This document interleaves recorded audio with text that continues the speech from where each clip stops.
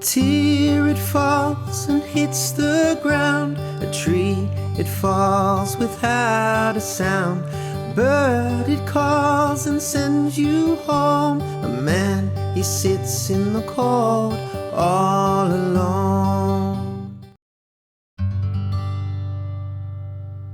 My name is Melissa Irene. I'm born and raised from Ontario, Canada, or Ontario, yeah. Barrie, Ontario, actually, is a very, well, it's not a small town, but it's close to Toronto, which is the capital city of Ontario. So I am 27, making 28 in a month, and I have two beautiful children. My husband is from Uganda, East Africa, and our journey going all the way back starts there. So it's a pretty interesting one. And together as a couple, we have been through a lot.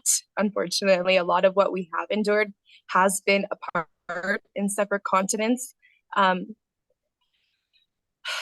it's weird to say anything about myself really, because for the last 4+ years, my whole entire life has really just revolved around me being a mom.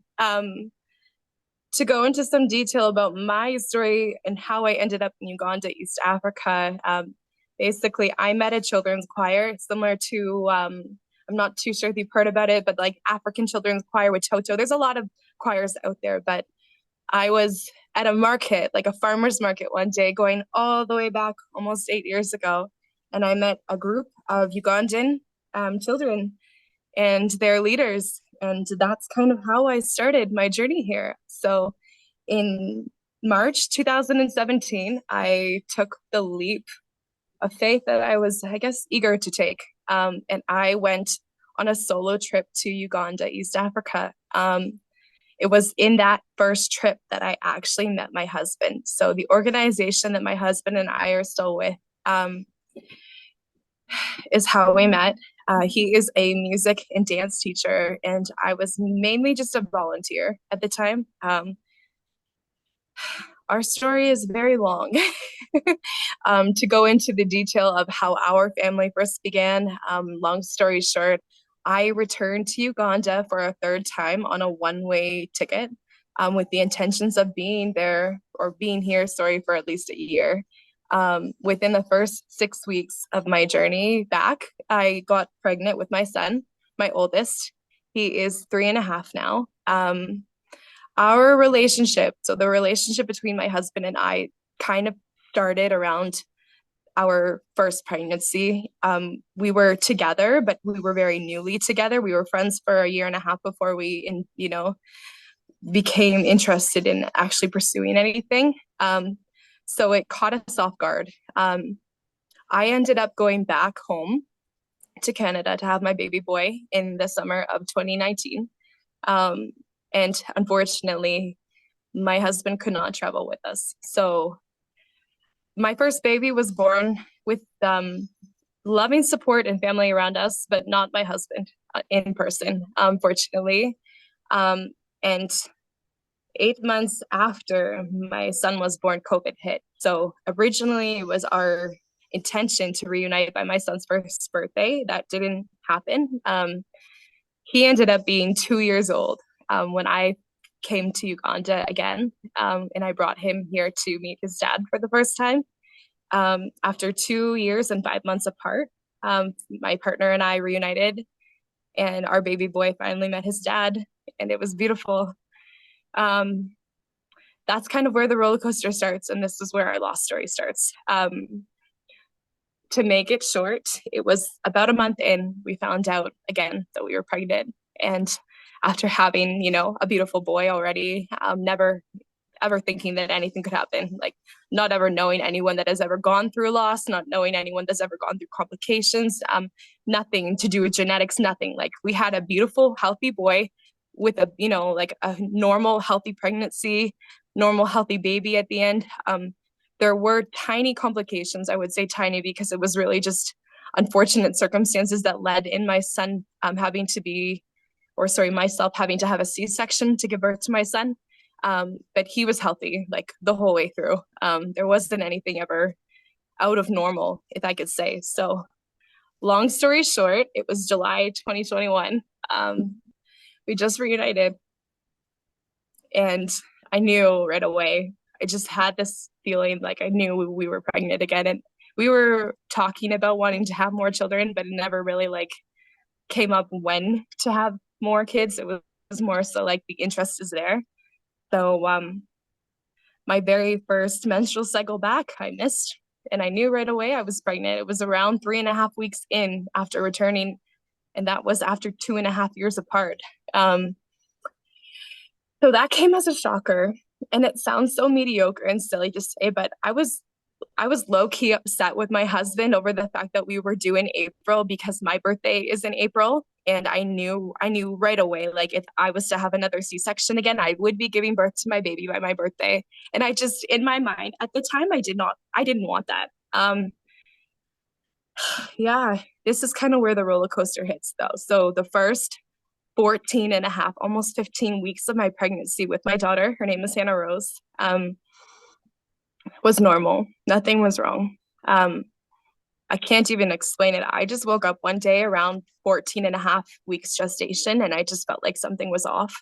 So I went to a local clinic, and everything with the medical system in Uganda is mainly out of pocket. And if you have the money to pay, you can pay, you know, to basically get anything you need, for the most part. So I paid for an ultrasound. Usually in Canada, you don't pay. We have medical coverage. And also you don't have the choice of when you get to go for an ultrasound. You're told this is when you're going and this is when you need to show up. In Uganda, it was, I think it was like $4 Canadian, which is maybe like around like $2 or $3 American that I paid to get this ultrasound done. And that was the very first time I would say that we knew there was some complications, but it wasn't to an extent of what it turned out to be.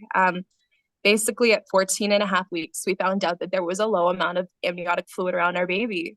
But I was told every, myth in the book, like drink more water, the fluid's going to come back. Like there is no concern. Like there was nothing in my mind that would make me believe at that point that I was going to be told later on that my baby was going to die. The anxiety was there, I would say, but like we were still hopeful because like after 15 weeks in the pregnancy, nearly, like you don't ever imagine complications to happen. I mean, like it's scary to begin with at any point in time, but like it catches you off guard. The farther you get, the more hope you have that you're going to be bringing your baby home, right? So we reached another clinic to get a second opinion, and then we were told at that point, let's keep a close eye, like let's monitor biweekly and see what happens to see if the fluid comes back. I didn't like the idea that I would have to wait another 2 weeks to figure out what was going on. And at that point in time, we had no idea. All we knew is that there was a lower amount of fluid around our baby. We didn't know her gender. We didn't know anything. So fast forward to 17 weeks gestation.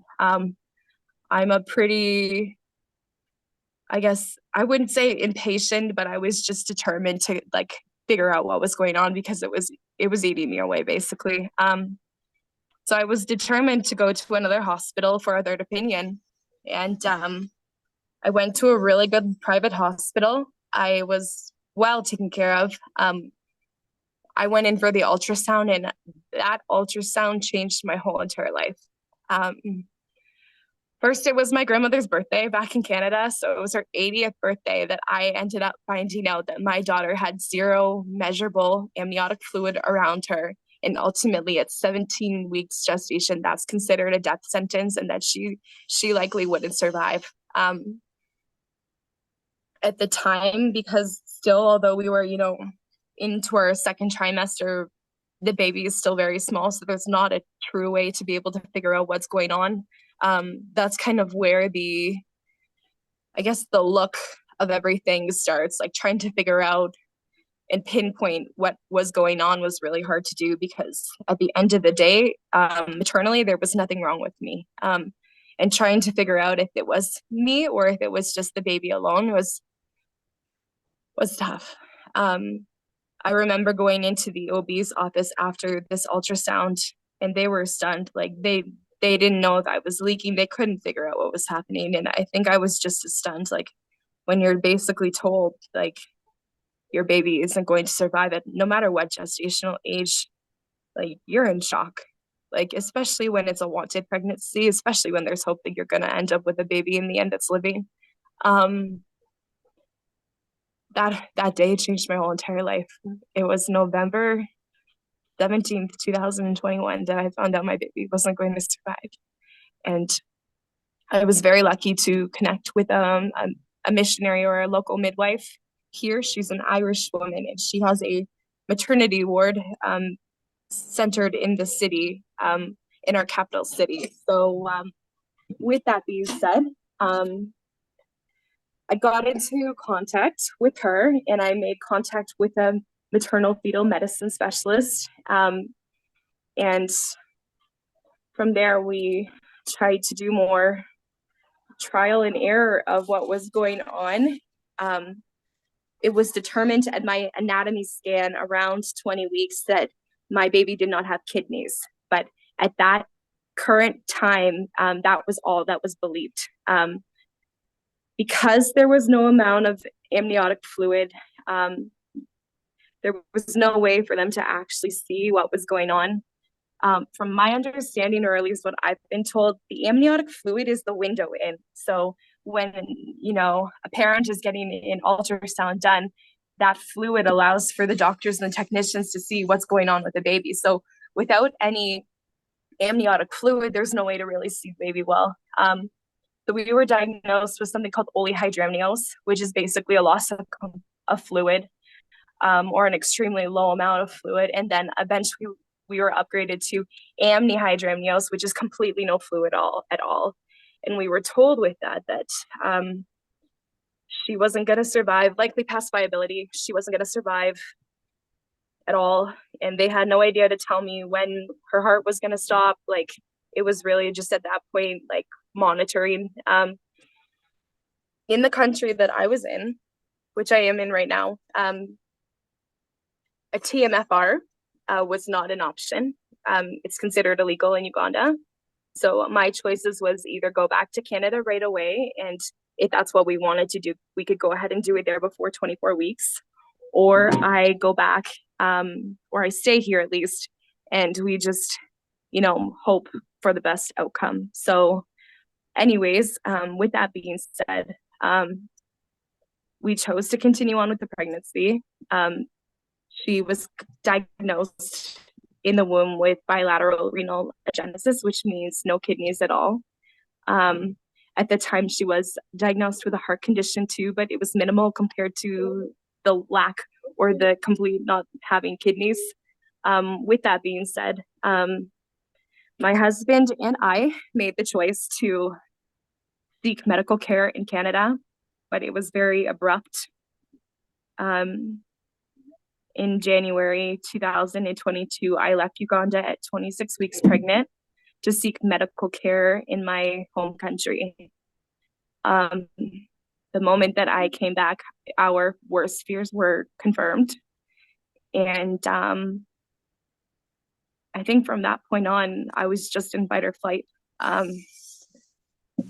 When it was confirmed to me in late January 2022 that she was going to pass away and that she did not have kidneys showing, all I wanted to do was just hop back on the plane and go back to my husband. I didn't want to do it alone. I didn't want to lose her. I didn't want to go through the birth of her. I didn't know when she was going to come. Like, all they could offer for us at that point, given our circumstances, was just to monitor weekly, and then to eventually make a plan for birth. So my daughter, Hannah Rose, was born on April 7th, 2022, 5 days before my own birthday. She lived for 5 hours and 4 minutes. She was a elected C-section baby, and that elected C-section gave me the opportunity to see her alive. My husband could not be there in person because he was back in Uganda. So he never got the chance to meet our daughter. I was very grateful for the support and love that I had. I had a very good amount of love and support from my family. my oldest, he had the chance to meet his sister before she passed, which was really special because at the time in our hospital, the COVID restrictions were not allowing for visitors to come in. So there was exceptions that were made. Prior to her birth, I was accepted into a high-risk maternity clinic back in my city. In the part that I left out, after returning home from Uganda, I moved to a completely different city, 4 hours away from my hometown, to receive essential care, high-risk care, to see if there was anything that could be done, even though, nothing could be. I could remember everything in chronological order, but it's like when I'm telling the story itself, sometimes I feel like I'm missing out like parts and pieces. Um, It's memory, isn't it's it? one thing to lose your child. Yeah, and it's the Yeah. memory thing, it's the trauma, the layers of trauma as well. Like you can't remember everything perfectly because it's just so much that you've gone through. Oh, completely. It's a lot to decipher, and I feel like in those periods as well, when you're going through that trauma in the middle of loss or getting a diagnosis that is terminal for your unborn child, there's no way to be able to react. There's no reaction. Like, I've never been one in my life to advocate for myself, but I've always advocated for my children. And my daughter taught me how to push and speak up when I need to. She taught me a lot. Hannah, my baby girl, was born at 2 kilograms at full term. So she was small. She was 4.4 approximately pounds. With that being said, we knew that she was terminal, upon birth. We were not expecting what was about to come, though, and what we were told. But we were told initially there was no way to fully know what was going on with our baby until after our baby was born for them to be able to do any testing. And originally they were pushing very hard for us to do palliative care without medical intervention. I ended up reaching out to an organization around 22, 23 weeks gestation. It's called 22 Matters. They are located in Canada and the States, but they advocate for parents that are in, life-threatening situations with their babies prior to viability. So the wonderful founder of that organization, her name is Kayla. She was one of the people that walked me through what to say to a medical team and how to advocate for myself and the proper wording to use to be able to not necessarily get what I want, but to be able to have my voice be heard in my care plan. So I opted in for medical intervention. I wanted my baby to be assessed upon birth or after birth, and I had that wish granted. And that I'm really grateful for, because I think without that talk or even knowing what to say, like, you don't know what to say in a situation like that. If you've never been through it before, you're lost. Like, there's no way to be able to prepare anyone in the world to hear those words, not just of loss itself, but a terminal diagnosis prior to birth. Like, when you have a baby or when you're expecting a baby, like, you think at the end of it, you're going to be able to walk home without baby in your arms. And I myself, as a mother prior to loss, never would even think in my life that not coming home with a baby, having to come home empty-handed, would even be a possibility. It's a lot. It's a lot to process. Yeah, no, it is. And I'm with you in that boat. Like I didn't have a stillborn, but I had a pregnancy loss, and I had 3 kids. I'd had kids, and then I had a loss, and I was like, what? This can happen?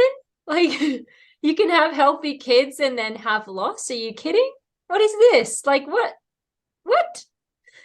And I think even as a parent, like, that's the last thing that you expect to, especially with healthy children at home. Like, and that's, it can happen to anybody. There's no safe zone anywhere, but like, just to already know you have kids. I think you have an expectation or, you know, like the realization that, okay, because I had kids before, like it's not going to be an issue again, right? Like that's a lot too. That's a lot to process.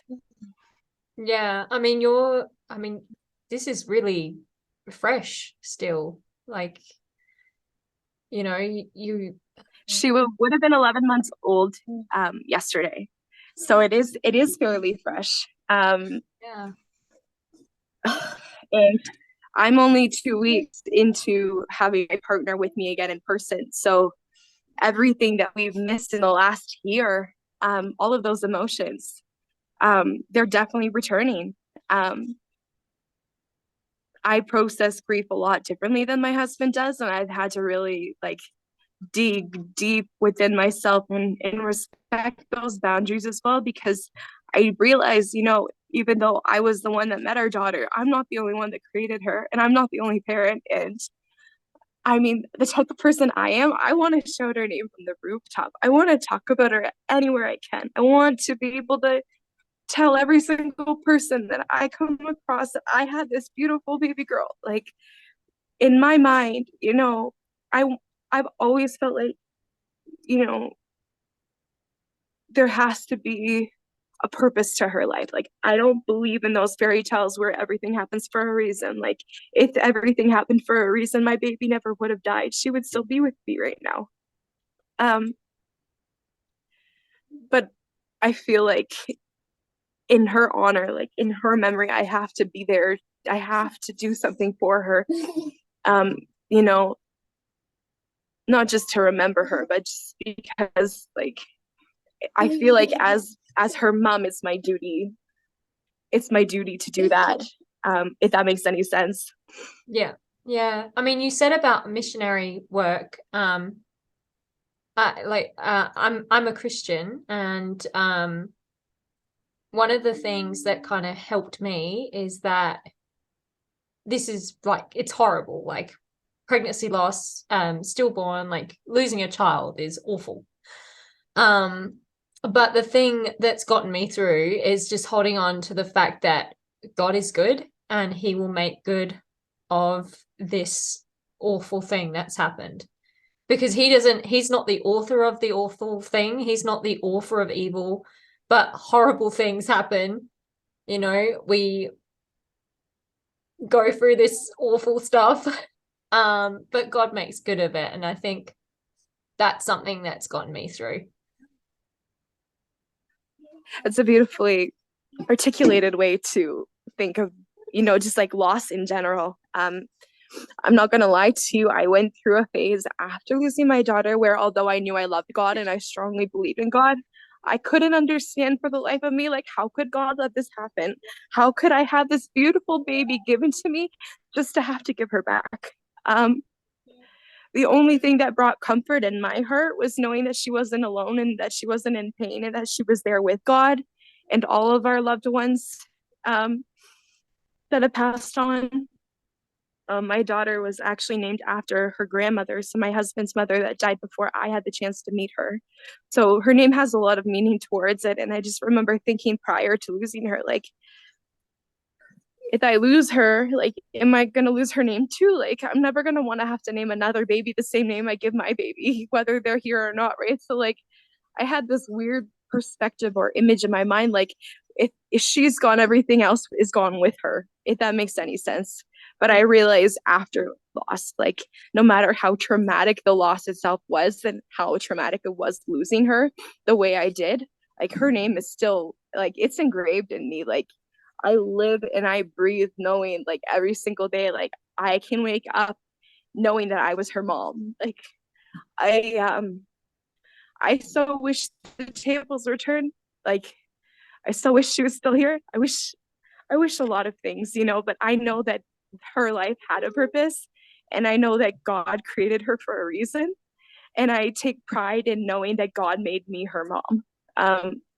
I strongly say it, and I'll always say it. If my baby was born at 17 weeks gestation, I would have loved her just the same. I was very blessed to have an additional 20 weeks with her because I chose to continue on with the pregnancy, but that was my personal choice.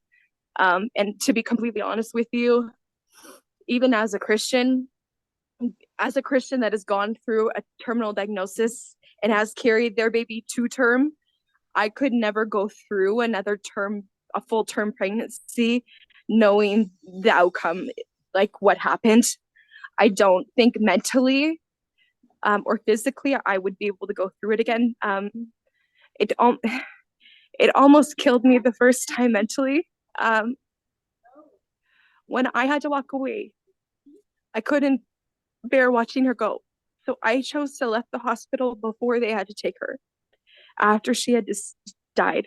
In Canada, we have a lot of wonderful networks and support systems, especially when it comes to loss. And I was very fortunate to get something called a cuddle cot, which is a cooling pad for a baby that has passed, in order to give parents an adequate enough, or at least more time. There's never enough time, but at least more time with their baby after passing. So Hannah was born on April 7th at 12:36 p.m. and she came out crying. She was screaming. She was born without kidneys and unfortunately several other organs.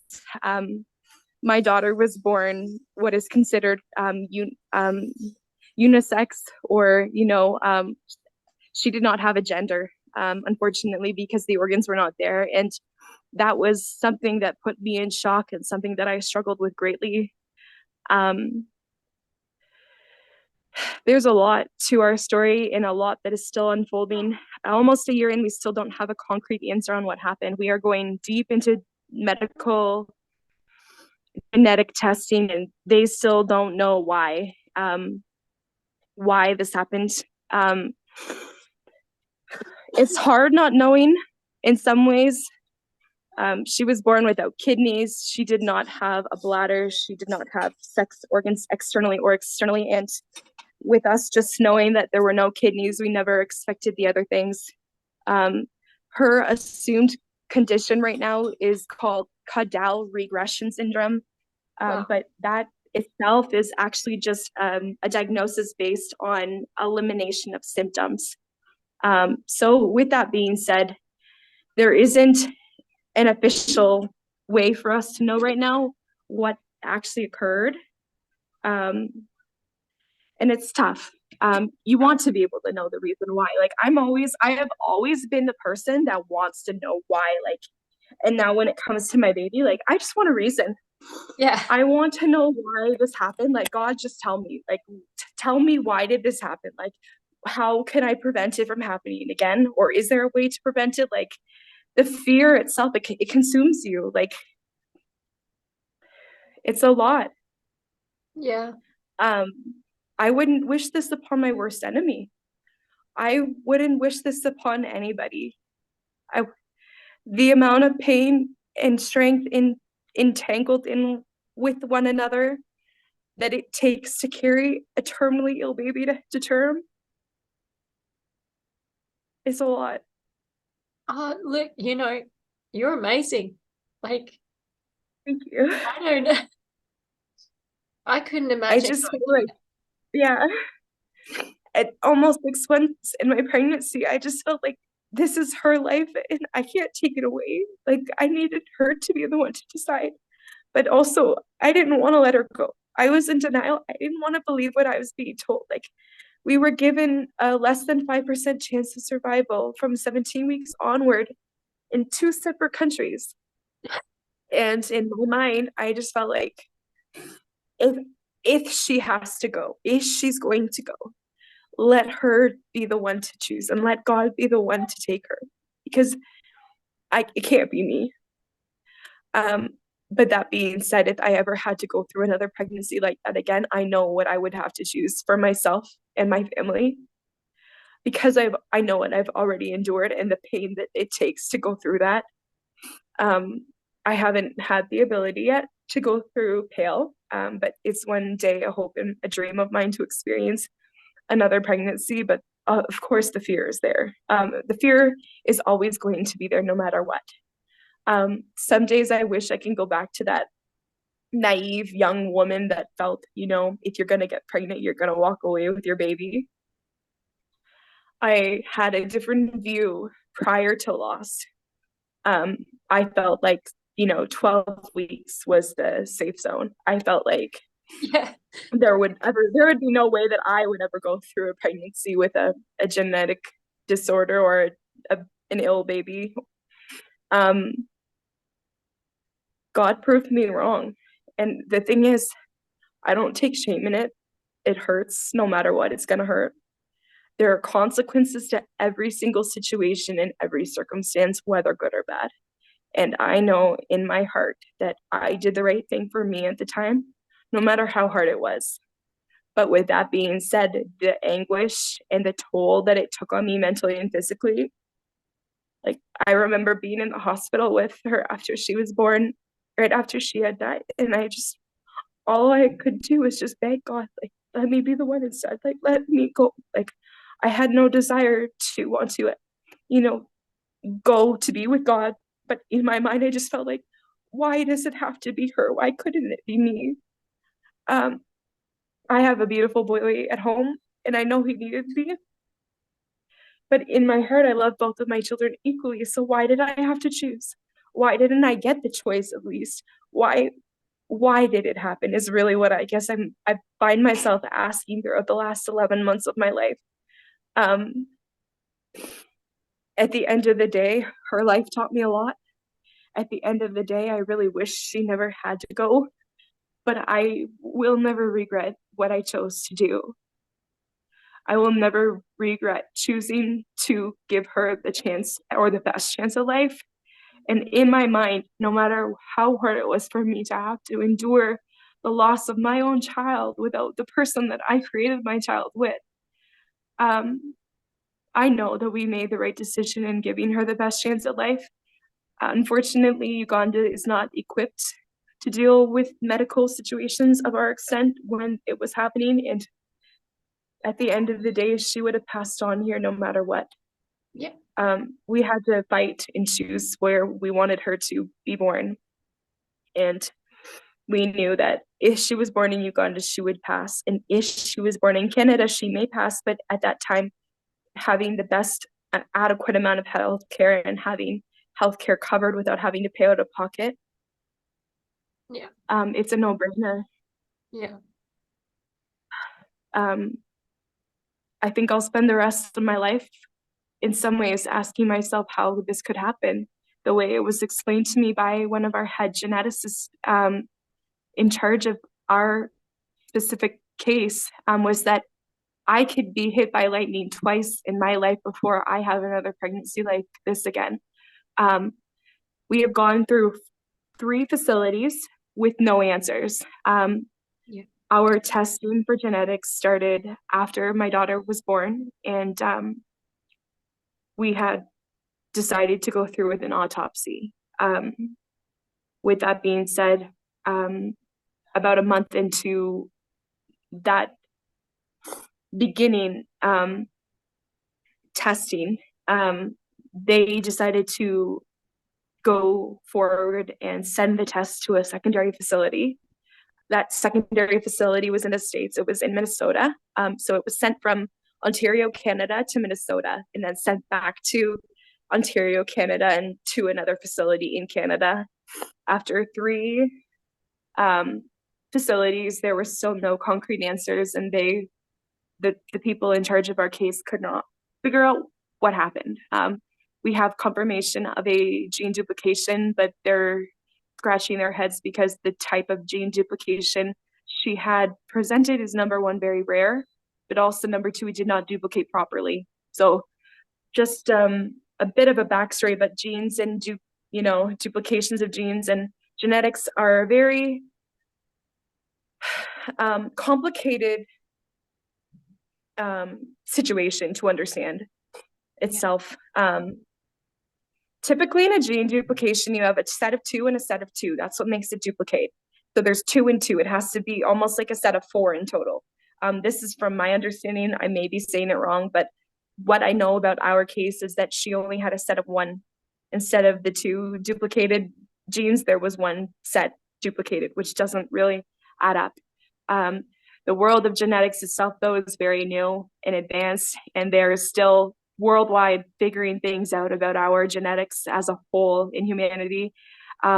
We were accepted into a very specialized program within our province in Canada. It is called genome-wide sequencing. So what I know about this testing here that we're now involved in is that it is a pilot project run through the Ministry of Health in our province, and it's also being run through two very high up specialized universities in partnership with two very high up special hospitals that cater towards children and different needs. Anyways, with that being said, these tests are supposed to be a lot more in depth. Half of our puzzle is missing, though, because at this time I have been let me word this better. I'm the only one that has been able to give any genetic samples to compare our samples to the baby.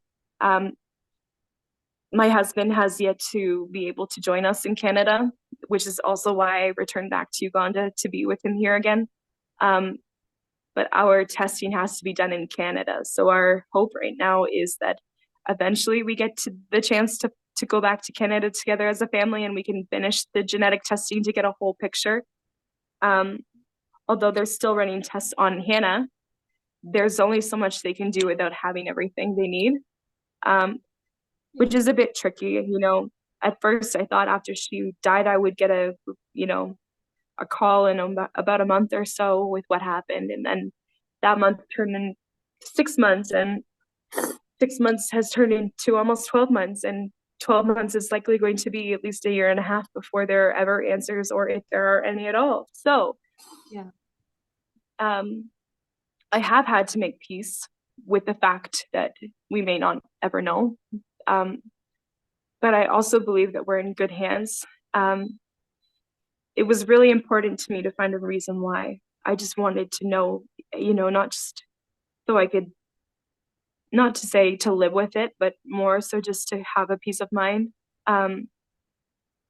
It's one thing to have to lose your baby at any gestation, but then to not know the reason why your baby died, it's really hard. And then all of that grief and everything in total, the cherry on top of the cake was the fact that my husband and I spent 11 months after her death not being with each other in person. And 13 months in total having to be apart again, not including the first 2.5 years that we did. So in a total of 6 years that we have been together, we have basically been apart for 4.5 to 5 years. Which is tough. There's no roadmap. There's no roadmap for anything. There's no roadmap for what it looks like when you decide to have a family without having the same citizenships. There's no roadmap when it comes to what it looks like or what life is like when you are given a terminal diagnosis for your baby.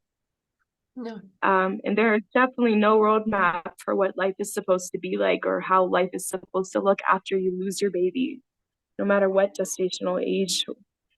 For me, I have experienced a perinatal loss.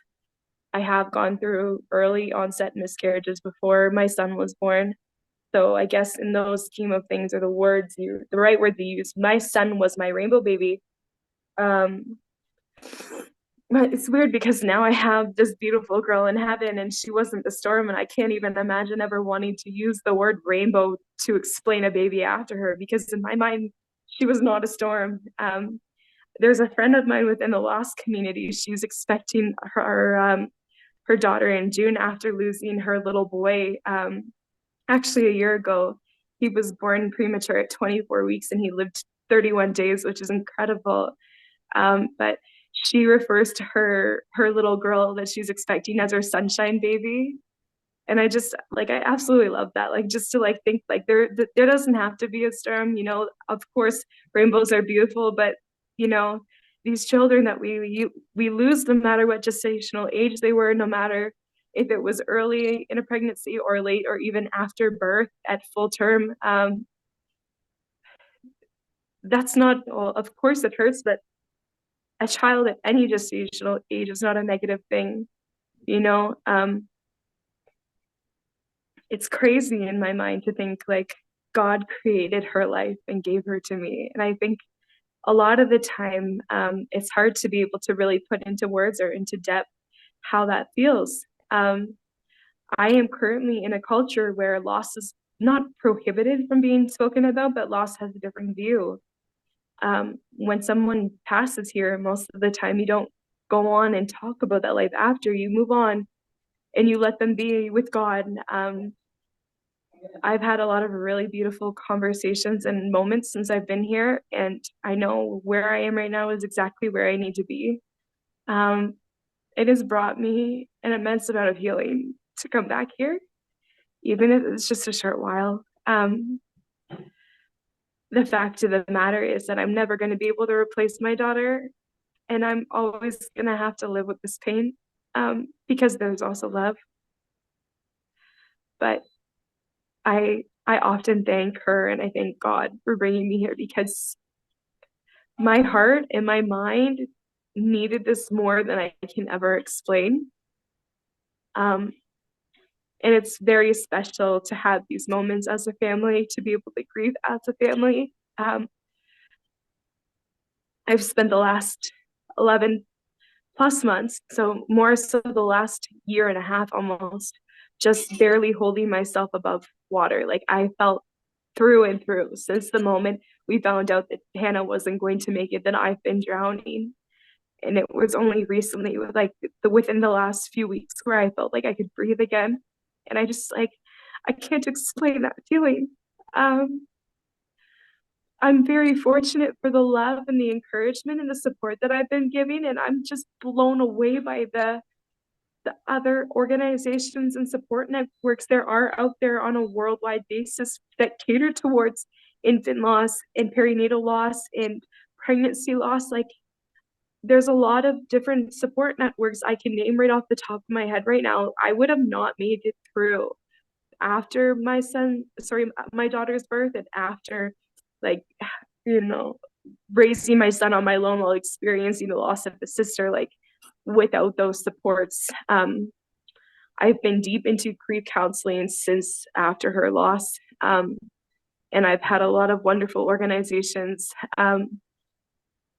I mean, just to name a few, I'm from Canada, so one of the biggest ones I would say that helped me is an organization called Bridget's Bunnies. They're actually from my hometown of Barrie, Ontario. There's a lot of wonderful ones, though. Right now, at least from what I know, I've been getting a lot of support from the Pregnancy and Infant Loss Center located in Canada. That's where I do all my therapy. And the wonderful thing about them is that you don't have to be in Canada to do a session with them. Everything is virtual. That's awesome. So you can be in Australia and you can have a virtual session with an infant loss coach all the way from Canada, and they would still give you the support that you need without any cost. I mean, I know there's a couple other organizations that I know of and have had support from that you've also done interviews with. Mother of Wild, Mariah, she's amazing. Isaiah Henry's Legacy, I'm not sure if you've heard of them before, but they're also incredible. There's a lot of really amazing supports out there. If you send me a list, I can link them below as well. I can definitely do that. I will say, from listening to you, I just wanted to touch on the baby wasn't an exchange. Like, there's no exchange. Like, we can want to have given ourselves for our child, but there is no exchange. Like, there isn't a choice. You don't get to choose what happens to you. It's God's choice. And even if it wasn't God's doing, God is still there with you on a Christian level. Yeah. And I think just like remembering that, like, it wasn't a choice. And if it had been a choice, you would have chosen differently. You would have chosen for her to be here, So It's not a choice. And, I think I think children have the best view of it. Because when I had my loss, I was so sad. And then my son And that said, doesn't go away for a while. yeah, I said I wanted to name the baby. And I asked my son, what, I don't know what to name her. Well, what should we name her? I'm gonna cry a lot. And he said, I think we should name her Joy. And I said, why? Inside I was like, this is horrible. Why Joy? And he's like, because she would be joyful in heaven with Jesus. And I was like, I just, I didn't blub at the time, but I blub every time I say it now. Such a beautiful piece of your story, though. Thank you for sharing that. My little boy, when my daughter was born, he was basically nonverbal. We've struggled with language. He met her 10 minutes before she passed away, and he was there basically holding her in his arms when she died. I was holding him and he was holding her. But I remember looking at the both of them and looking at him, and just the way that he was looking at her, it instantly brought me back to an image that I had of myself when I was looking at him after he was born. And all I could think in my mind is like, how could I put my son through this trauma? But then at the same time, this is his sibling. This is his right to meet her, no matter how long she is here with us. So I've gone back and forth a lot in the last year, thinking, did I make the right decision? And I think through and through, like looking at those pictures and seeing the beauty of it, like he knows who his sister is. Like I've had little moments here and there where he's just unprompted, like her name, like just out of nowhere. And like, this is coming from a child that does not really talk fluently or well. He struggles with language. So to know that that moment was really special, not just for me, but for our family, and that he'll always be able to live with those photos and have those memories, even if he can't remember it himself. He was 2.5 when she was born. Yeah, it's hard. It's hard to Yeah, I celebrated my son's 3rd birthday just like months after losing my baby girl. And even worse, my birthday is on April 12th. My baby girl was born on April 7th. And I'll spend the rest of my life reminding my husband that our baby had to be born right before my birthday. It's kind of our little joke now. But I got out of the hospital 2 nights before my birthday, and the night before my birthday, I had to go to the funeral home to make arrangements and sign papers. Hannah was still having her autopsy completed, so I was advised that I would likely not see her when I was there. And I showed up, and I think it was like 45 minutes prior they had brought her in to the funeral home. So the director kindly asked me, did I want to see her? And of course I did. Like, I didn't actually walk into that funeral home thinking that I was ever going to see her humanly form again. So with that being said, they dressed her up pretty. They put her in this beautiful white gown in a box. And I walked into that room and she was glowing. She was gorgeous. Like I looked at this baby and I was like, how is she mine? Like, how is this possible? Like, in my whole entire life, it was one of the most beautiful moments that I've ever had. And the irony, it's not really irony, but we chose cremation for my daughter. And she ended up being cremated on the actual day that I was born. So that doesn't happen very often in your life. I actually haven't switched her into her own personal, urn. Yet I have her in the same little white box that we brought her home in. But I just it's one thing to lose your baby right before your birthday, but then to have your own baby cremated on your birthday, like what kind of slap in the face is that? It's a bit. Now I kind of think it's a lot, but like at the same time I've come to peace with it. I'm not angry about it. I just think it's another, complex part of our story, if that makes any sense. Yeah. I mean, the other thing about it is as well is that you're not going to forget the date. I mean, You never do.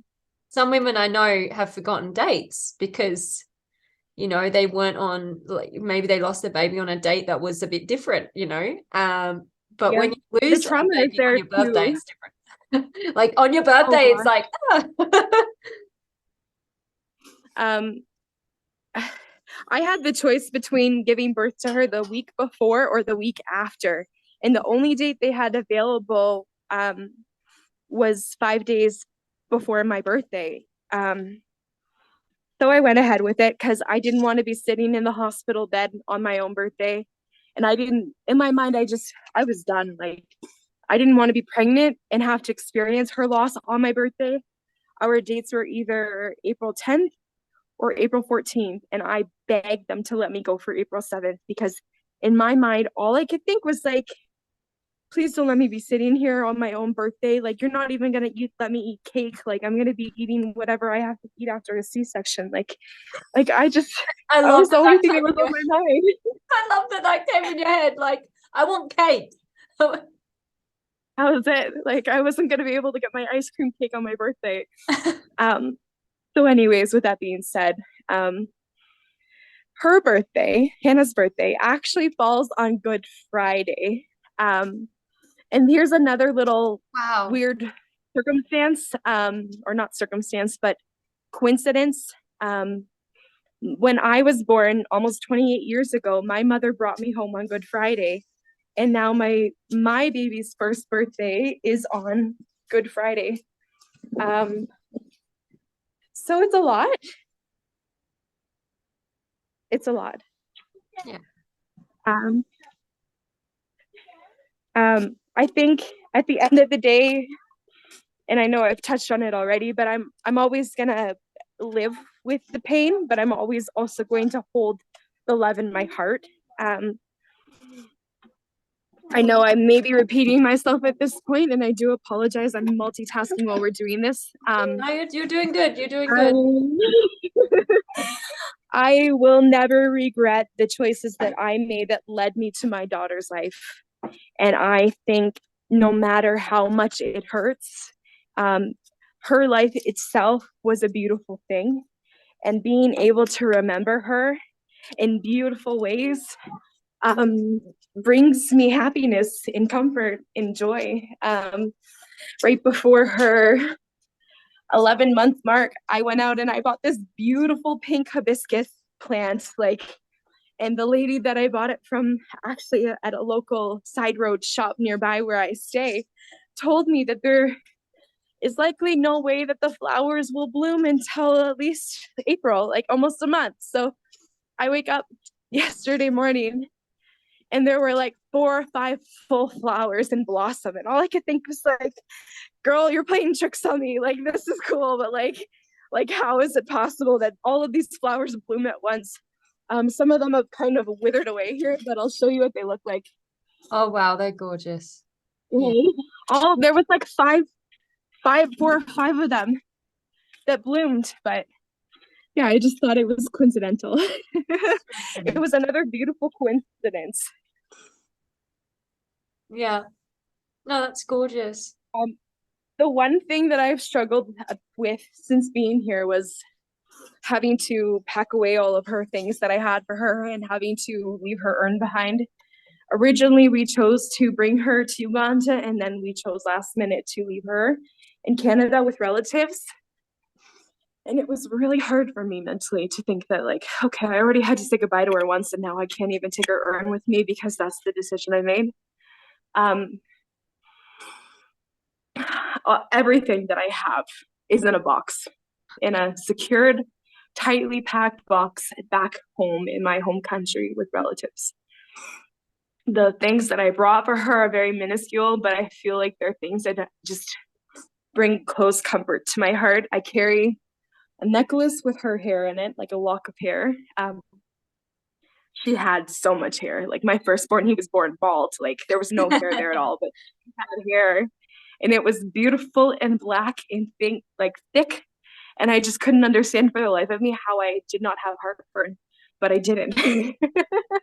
I have her baby blanket, the hospital swaddle that the hospital gave me after she was born. And I also have a flip book of pictures. And that's basically about it. I realized at the end of the day, no matter how much attachment I have to those items, that, you know, is all really that I have left of her. Myself and my family is really all I need to be able to keep her close to my heart. Like, I don't need a single item in this world to know that I love her. I don't need a single item in this world to know that, you know, I'm going to remember her, because like, you don't have a baby, no matter what gestational age, and forget that you have a baby. Like, you live with that. Like, I could tell you the very first loss that I had, where it was, when it happened. Like, my very first like miscarriage was the reason why I chose to go to Uganda. And the reason why I'm in Uganda is why I have a family. The reason why I'm in Uganda is why I have children. Like, without that piece of my story, I wouldn't have either of my kids. I wouldn't have my husband. And all I could think is like, no matter what pain you go through and no matter how hard things are in life, like, there is so much purpose and beauty to the life that God gives us. There's truly so much to rejoice in. And like I've touched base on a little bit earlier, I spent a lot of time going back and forth in my mind being angry with God, because like, Yeah. why would God allow this to happen? But I realized, if I take it and I flip it, and I take all the beauty and all the joy and all the positive things that her life brought to my life, I think that everything that God did had a purpose, and it was supposed to be the way it was. I don't believe that she should have died, and I wish she never had to. But I truly do believe in my heart that God gave her to me for a reason. Yeah, he doesn't create us, you know, and have us be born for an, you know, as an accident. Like, there was a reason for all of us to exist. If he The didn't lost community, the lost community itself Yeah. on Instagram and Facebook is something that I've really have been close with throughout the last 11 plus months. I've made very close friendships through the lost community. I didn't even know it existed. You don't even know that these things exist until you're in it. Like, I have never in my life met a single person that has ever lost a baby to a genetic disorder until I came along. And then after, I found more moms and more families and more people and more babies. And I realized our extremely rare circumstances that happen in maybe 1 in 100,000 live pregnancies really isn't rare at the end of the day, because there's someone, you know, across the world, like, also that has gone through this. Like, they may not be in your neighborhood, they may not be in any, you know, proximity to you, but at the end of the day, you're not alone, because these things do happen. If I could tell myself before losing my daughter what I was going to go through, I would have laughed in my own face. I would have said, there's no way. There is absolutely no way that's going to happen. But if I could tell myself anything after this experience of my daughter's life and loss itself, I do truly believe that there is hope. I spent months not being able to fully grieve my daughter because I couldn't experience losing her with my husband. When that plane touched down 2 weeks ago, when I saw him for the first time in 13 months, those broken pieces of my heart were rehealed. Like, they were mended. I can't fix every piece, and I think that the pieces may always be broken, and I'm never going to be who I was before I had my daughter. But I don't want to be who I was before her, because in that world, in my life, in that world, she didn't exist. And I will gladly spend the rest of my life in no shame shouting her name from the rooftops and talking about her in any way that I can, because that's what brings me comfort, and that's what allows me to feel closer to her. So for anybody out there that has ever experienced loss, there is hope. And I do believe in hope after loss, but it takes a pretty long time to get there. Like, I'm 11 months in now, and I'm only just starting to feel like there's a bit of light at the end of the tunnel. Like, the first 6 months, it was complete darkness, and I was full of rage and anger, and I didn't want to be around anyone. I would shut myself in my apartment, and I didn't want to leave. I would be there and be a responsible parent for my son. But after my son was in school at nursery, I didn't want to be around anyone. I didn't want any social interactions. I didn't want to talk to anyone. If you were going to mention my daughter to me, you weren't in my picture. Like, I was in a very, I'm not going to say dark place, but the lights were off. Yeah, I know what you mean. I was so consumed by the grief and the loss and the triggers and the trauma and everything. I just felt like I was on top of a mountain and I couldn't get down. There was no stairs for me to be able to walk down, and I just felt like I couldn't jump. Yeah. It takes a long time to feel okay again. And I have moments where I'm a complete wreck and I'm not okay. But yesterday I made her a cake and I had flowers blooming from my bedroom window outside. And I just thought, like, no matter how badly this hurts and no matter how bad I wish it never happened, there is still beauty in the pain. Like, there's still joy in redemption. Like, no matter how hard life feels and no matter how much, like, you don't want to have to turn the lights back on, like, sometimes you just feel like you're okay, consumed in the pain. Yeah. It's okay to want to live again. The one thing that I've learned throughout the last 10 months of being involved with therapy and counseling, which is something that I never have done before losing my daughter,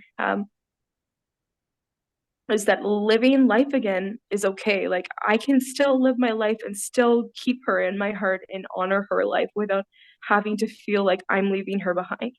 Yeah. Because no matter where I go and no matter what I do, my baby is still here with me. She will always be a part of who I am. And that's just the beauty of her life itself and the life that I've been given. I hold on to my loved ones a little closer. I see life from a different lens. Through and through, I will still spend the rest of my life wishing that she was here with me. But if I had to choose between never knowing her at all and having to live this life, I would still live this life just to be able to know her, just to hold her in my arms. And I think for every parent, even for parents that never had the chance to meet their babies, you just long for the ability to hold your baby just even once, to know their identity, to know their name, to know who they are and what their lives would have looked like. Like, you have a whole crystal ball full of dreams that are just stuck, that will never be reached. But the one thing I feel like, at least I've learned from this journey of having a terminal diagnosis prior to birth and then giving birth to my baby girl alone without my partner in person, is that the pain can consume you, but there is still joy. There is always joy. Even in the moments where you feel like joy doesn't exist, it's still there. Yeah. And I gotta say, like, in your story,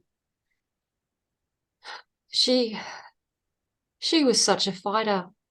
Like, she fought hard. How that baby girl, she still shocks me. How could you be born with all of that missing and be alive for as long as she was alive? Body, that's amazing. Right? Her body was being kept alive by my body, but at the same time as well, she fought hard. Like, when she was born, her oxygen level in the blood was only like in the low 30s when it's supposed to be over 90. Yeah, she lived for over 5 hours. Like, but I like to believe, because there's a lot of pieces to it that I'm still trying to decipher myself, and a lot of that has to do with trauma. But I hesitated when they told me that she was dying and that she had to be brought in. They wanted me to say goodbye to her, and I said, don't bring her in. I don't want her in here yet, because I know the minute that I hold her is when I'm gonna have to say goodbye. And I didn't want to have to see her like that for a first time. Like, to think like the first moment I hold my baby in the flesh is when I have to say goodbye to her. Like, that's a brutal trick God's playing on me. Like, but they told me for 45 minutes they were asking me to bring her in, and I just kept on saying, like, I'm not ready, I'm not ready, I'm not ready. And I realized I would never be ready. I would never be ready to have to say goodbye to my baby. But the beautiful part about that is that she kept holding on until she was in my arms, and once we were reunited in the flesh, that's when she let go.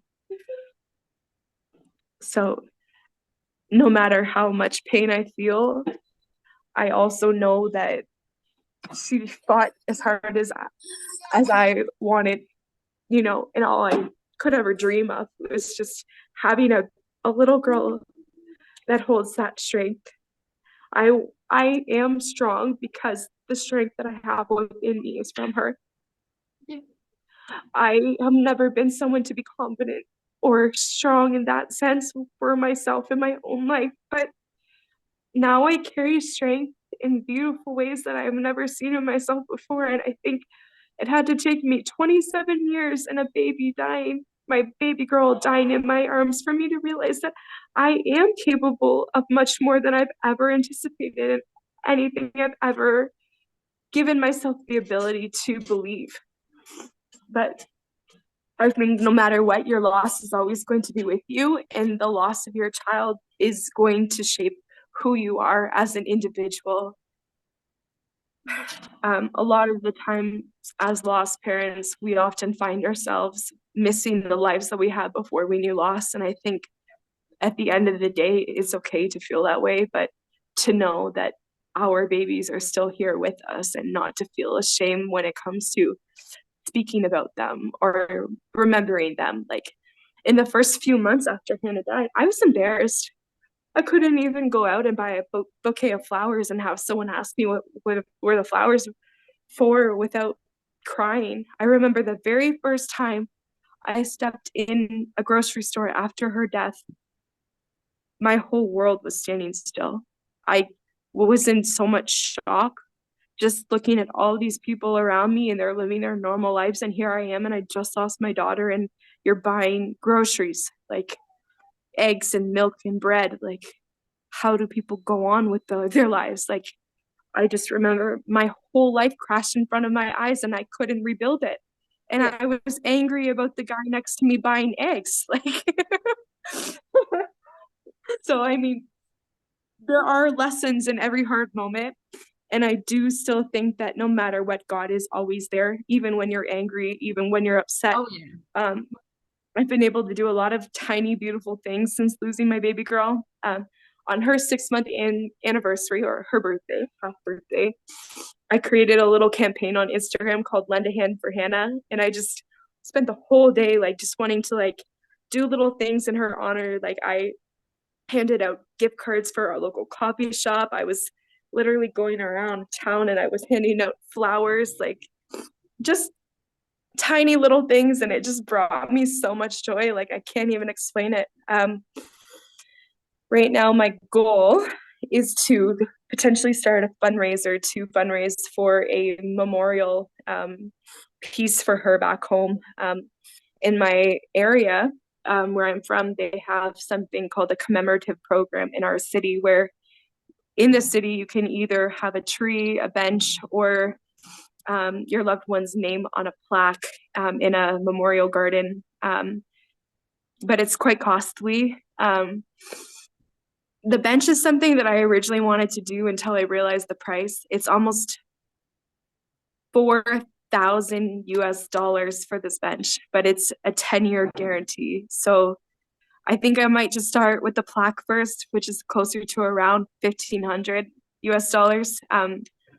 then go for the bench. But I think one day I have this dream of just being able to sit on the bench with my baby girl's name on it. It's weird because I chose cremation and I never had the ability to like do anything or go anywhere to remember her. Like I craved after losing her the ability to just go to her gravesite, even though she was sitting right above me on a shelf. Like I just wanted somewhere to remember her, to read to her, to just feel like she was still living with me. Like it's such a weird feeling because you have to choose, like, what is it that you want to do to remember your child, or how are you going to, you know, continue with the the choices you made when it comes to having to bury them. The nice thing for us when it came to cremation is that if I wanted to take her overseas one day, I could. I think, though, that no matter what, there are so many beautiful ways for us to be able to remember our children that are lost. And I think it's trial and error too. There's no definitive way. There's no way God just tells you, you know, what you need to do or how to do things when it comes to the loss of your baby. Yeah. But what I do know is that God is there through it all, and God supports you in every decision that you make, no matter what. Yeah. No, he does. And that's something I was going to say when you were talking about strength, you know, it doesn't have to be all of us. Like, it doesn't have to be your strength. Like, when you don't have strength, he does. Like, you know, he has all the strength, you know. So if you feel like you don't have the strength, he will give it to you. You know, he may not answer every prayer that we want in the way that we want him to answer it. But if we ask for strength, he'll give that. I don't think Amen. he's ever denied us that. So the reason why I was angry at God was because I wanted him to answer my prayers. I just wanted her to live. That was the only thing I've ever begged God through and through so much, my whole entire life. Like, just give her life. Let her live. And at first, when she died, I didn't think that was answered, and I was mad about it. I was really upset. Sounds so mediocre, but I just felt like, how could you not answer the one prayer? I just wanted a miracle. I just wanted my baby to live. There was one dream that I had shortly after her death where it was this vision or this image in my mind showing me that she did live and that she was alive. And I realized whether she was stillborn like they had originally thought she would be, or whether she was alive for 5 minutes or 5 hours or 5 days, so on, you know, her life still mattered, and I would still love her no matter what. There's a song, I'll end this here. There's a song by Hillsong United. It's called Even When It Hurts. I'll link that as well. I've linked another one. Religiously played this song throughout the last 11 months of my life, but there's a part in it where the singer says, even when it hurts, I'll praise you. And all I could think is, like, even through the pain, like, you could still be thankful. Like, and that's the craziest part. Like, this journey is wider than a roller coaster and taller than a mountain. Like, there is no way to explain the depth it takes and the strength that someone needs to have to literally go through the loss of their baby or their child or even a loved one. But to take a parent or a mother, like, maternally, we're not supposed to have to give up our babies. Our babies are supposed to watch us go first. So like you said about that strength, even in the moments where you feel like there's no strength left within you, God has the ability to give you some and more. And I think that's the most beautiful part. I can't say everything happens for a reason. As I've said, you know, previously to you, I don't believe there is a reason for everything, but I believe that there is a purpose, and I believe God knows that purpose that he has for us. And that's something personal that I will always believe. I wasn't a Christian all my life. I became a born again Christian, and then I became a missionary.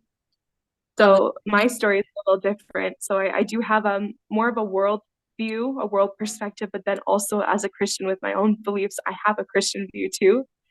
I have a lot of friends, you know, that don't have the same beliefs, and I think it's beautiful to be able to respect those beliefs and always through. Like, I have some friends with babies in the stars. I have friends with babies in the moon or by the moon, you know. I have friends with babies in heaven. And I like to believe in my heart that my little girl is an angel in heaven.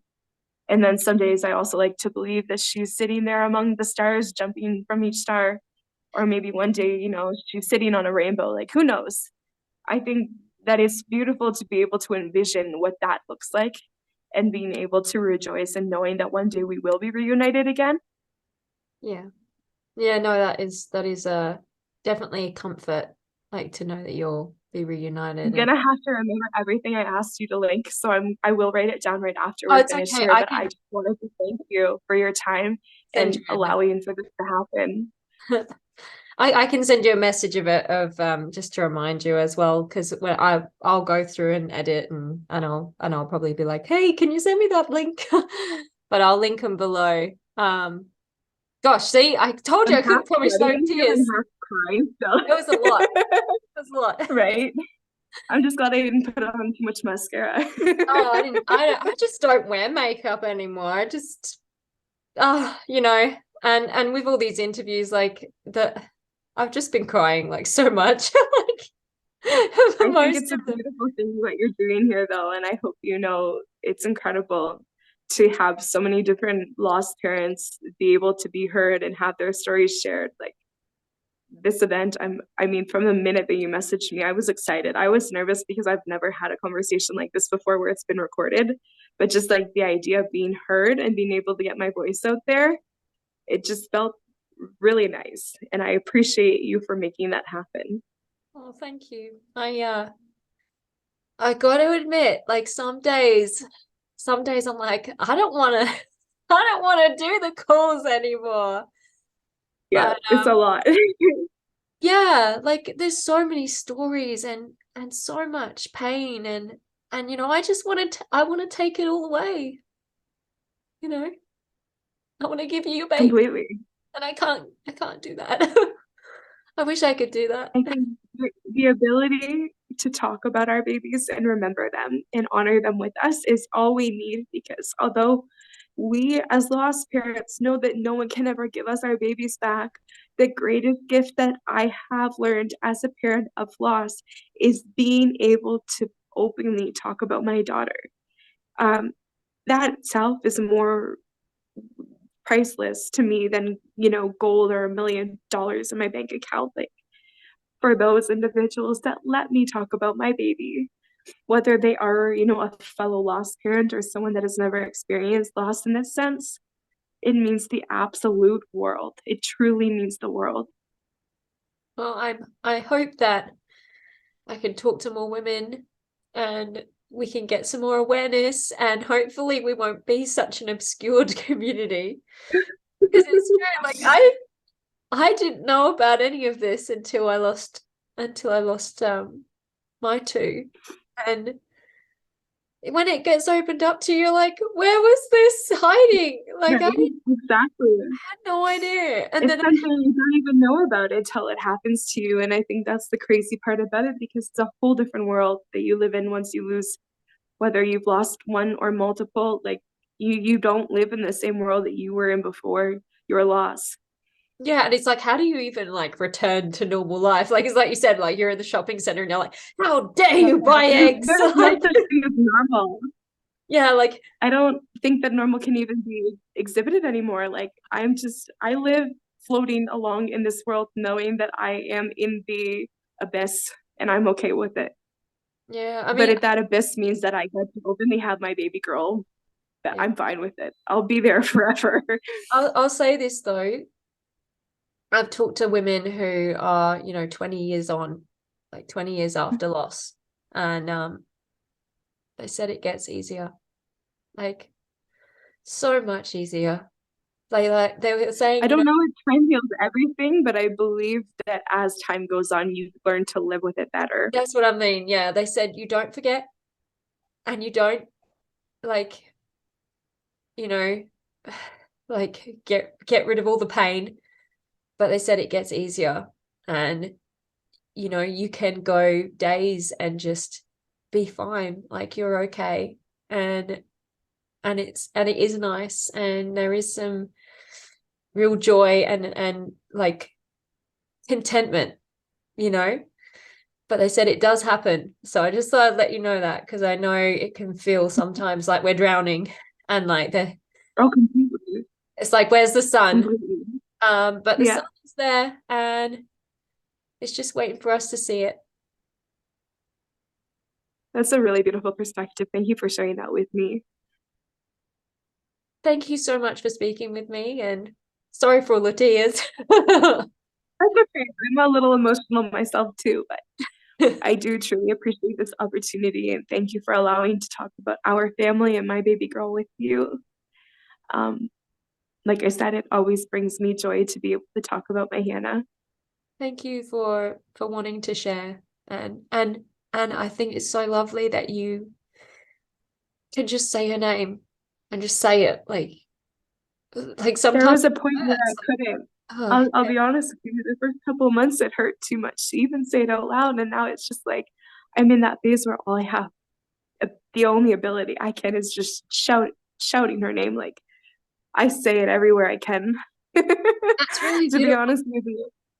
And when I can, I hold on to this, and somehow it brings me comfort just knowing that like a piece of her is still here with me, even though it's just a lock of hair. Someone said to me that when you have a baby, um, there's still like cells from them Yeah, inside I've of you. heard that too. So she's still in you anyway. Um, Yeah, like a piece of her. I like that. Yeah, I liked that. I was like, that's nice. I like that. I'm gonna keep that one. But Well, yeah, I hope you have a lovely day. I don't know what time it is in Australia, but it's about 4:25 p.m. here in Uganda. it is 9:22 p.m. So I'll probably head to bed So soon. you're actually a bit further. Okay, I didn't realize that. That's too funny. You're a bit ahead of us. So I'm used to being 8 hours ahead of my own time zone. Sometimes I get confused with other time zones. Yeah. Yeah, I'm ahead of you. Um, Yeah, yeah, we see the day first. So that's cool though. weird. Like Australia sees the day before everyone else. It's so weird. I'm just like, That's too funny. I always thought Uganda did because I'm so used to be 8 hours ahead of like Canada, but now I know. yeah, time zones are so weird. Like I've had so many Right? cancellations from time zones because they're like, oh no, that's not gonna work for me. That's like 2 in the morning. Like, I'm like, I me appreciate too. you being flexible with time though, because I know that would be hard to work into your own schedule too. Yeah, I'm like, I'll just get up at 3 a.m. I don't mind. It's fine. Just like That's holding my too eyes funny. open with matchsticks. Yeah, right. Yeah, trying to like get used to the difference in time when you're usually sleeping. And then like crying like heaps. But the live And I event, feel like when there's a lack of sleep or you're not asleep, like during your regular sleep time, you're even more emotional too. yeah, yes, I'm like, ah. You're like there's the average crying and then there's like the sleep Yeah, deprived crying. yeah. And they're like, I just said carrot, like it's something random, and I'm like, yeah, it's so sad. Right. But yeah, I think it's it is hard. It's like we're talking about things that are really heavy, and it's our journeys, and it just sucks. I want us all to have babies like all the time. Just babies Right. everywhere. Just, Right. All of it. If we had the ability in this world for every baby to live, I couldn't imagine how many babies on Earth would still be here with us. there would be so many babies. There would be so Right?